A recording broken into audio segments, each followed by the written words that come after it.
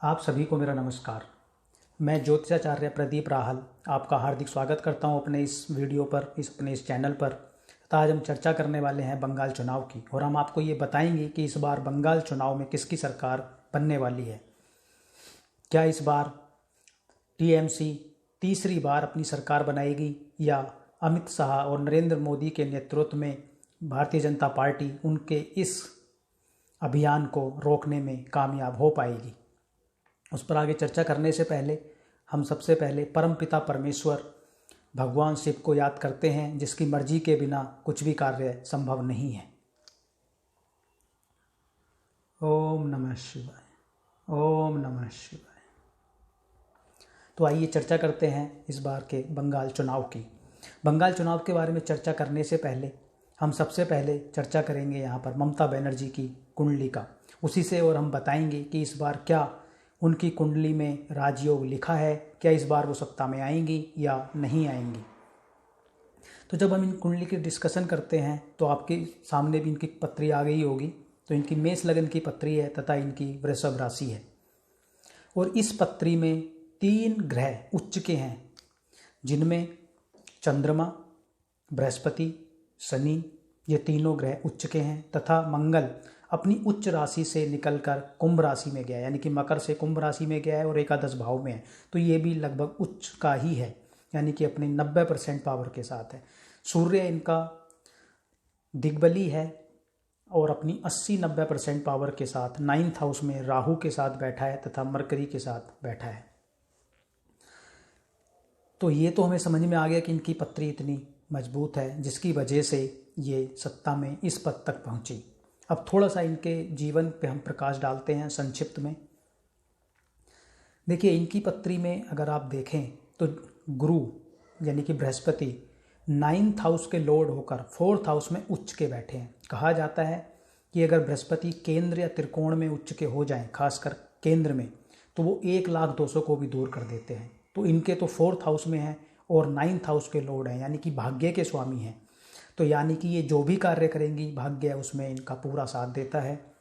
तथा यहाँ पर चौथे घर के स्वामी चंद्रमा दूसरे घर में बैठे हैं, और वो भी उच्च के हैं, साथ में पक्ष बली भी हैं। तो ये भी इनकी पत्री को और मजबूत कर देते हैं, इनको साहसी भी बना देते हैं।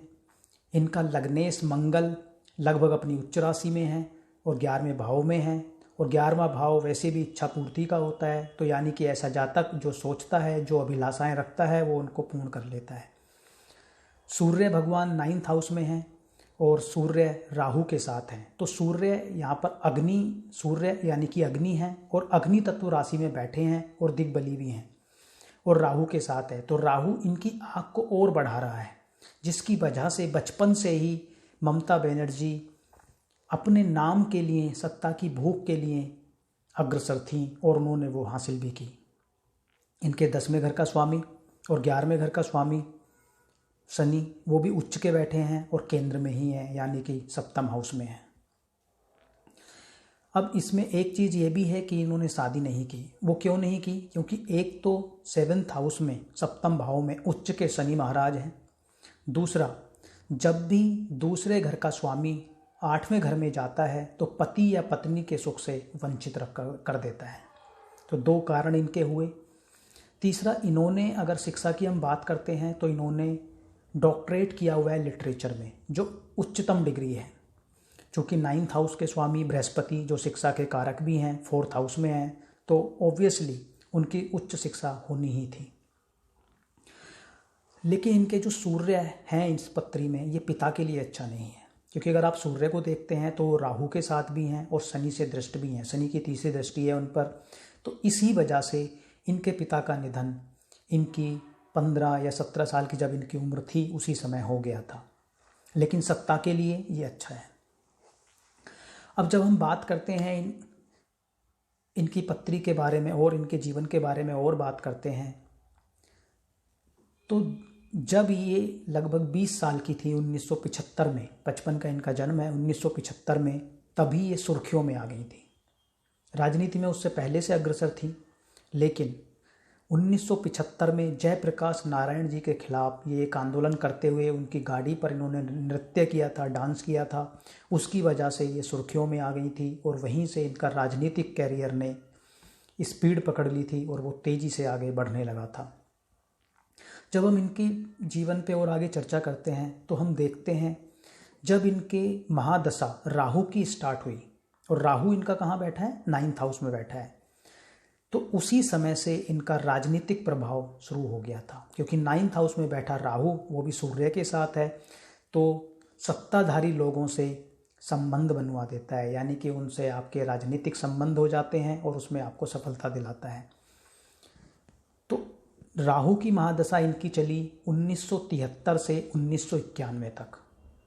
उस बीच में इन्होंने अपनी जो बेस था वो बहुत अच्छा कर लिया था और 1984 में ये पहली बार सांसद भी बनी, तथा 1991 के बाद जब इनकी गुरु की महादशा स्टार्ट हुई जो 2007 तक रही, उस बीच में इन्होंने कई पदों पर काम किया केंद्र सरकार में, जिसमें से रेल मंत्री भी ये रही, ये HRD में भी रही, ये स्पोर्ट्स में भी रही। तो इस प्रकार 1991 से और 2007 तक इन्होंने काफ़ी पदों पर रहते हुए काम किया और अपने जो बेस था उसको ये मजबूत करती चली गई। जब इनकी महादशा स्टार्ट हुई शनि महाराज की 2007 में, जो 2026 तक चलेगी, तो उस समय जुपिटर की ही महादशा में जब उसमें गुरु में जब इनके मरकरी आए 1998 में, 98-99 में, तो उस समय अब इनकी पत्री में अगर आप देखेंगे तो बुध जो है इनके 6th हाउस के लॉर्ड है। 6th हाउस क्या है, कंपटीशन का है, प्रतिस्पर्धा का है, और वो बैठा का है 9th हाउस में बैठा है। यानी कि जब ये कंपटीशन करेंगी, जब ये हाउस एक्टिव होगा तब इनको उसमें सफलता मिलेगी। और उसी समय इन्होंने कांग्रेस से इस्तीफा देकर इन्होंने अपनी पार्टी बनाई 1998 में या 1999 में, TMC का गठन किया, और उसके बाद उसी पार्टी से ये चुनाव लड़ती रहीं और उसी के एक्सपेंशन, ये उसी पार्टी का एक्सपेंशन करती रहीं।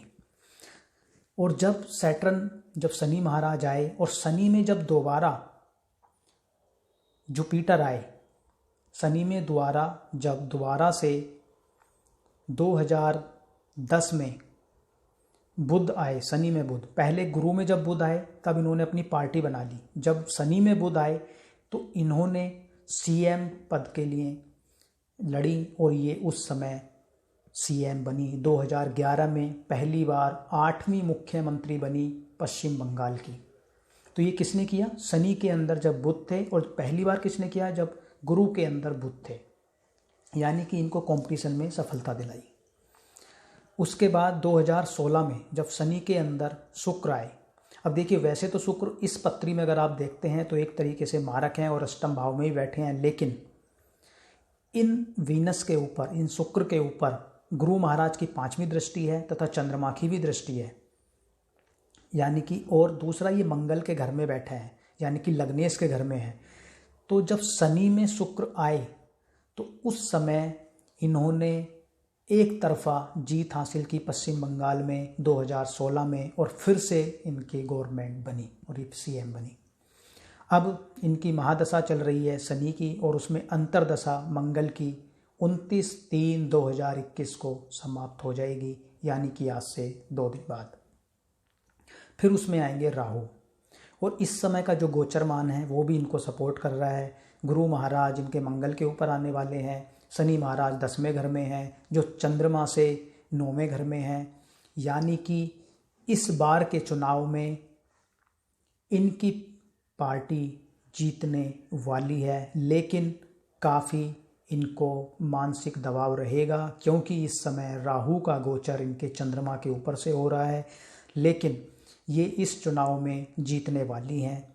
लेकिन इसके साथ हम एक चीज़ और भी कहना चाहेंगे, जब ये आगे चलेगा, समय आगे बढ़ेगा धीरे धीरे, 2023 के अप्रैल मई के बाद, हम स्पष्ट डेट तो इसमें नहीं बताएंगे क्योंकि ये वीडियो पब्लिक प्लेटफॉर्म पे है, तो 2023 में कुछ ऐसी अप्रत्याशित अशुभ बातें, कुछ ऐसी घटनाएं हो सकती हैं जो इनके लिए शायद अच्छी ना हो।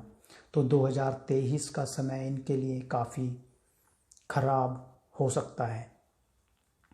तो हमारा इनकी पत्री को देखकर जो निष्कर्ष है वो ये है कि इस बार के चुनाव में ममता बनर्जी की पार्टी टीएमसी जीतने वाली है और ममता बनर्जी तीसरी बार पश्चिम बंगाल की मुख्यमंत्री बनने वाली हैं। तो आज की इस वीडियो को हम यहीं पर समाप्त करते हैं तथा अगली किसी वीडियो में किसी और पत्री के साथ या किसी और टॉपिक पर हम चर्चा करेंगे।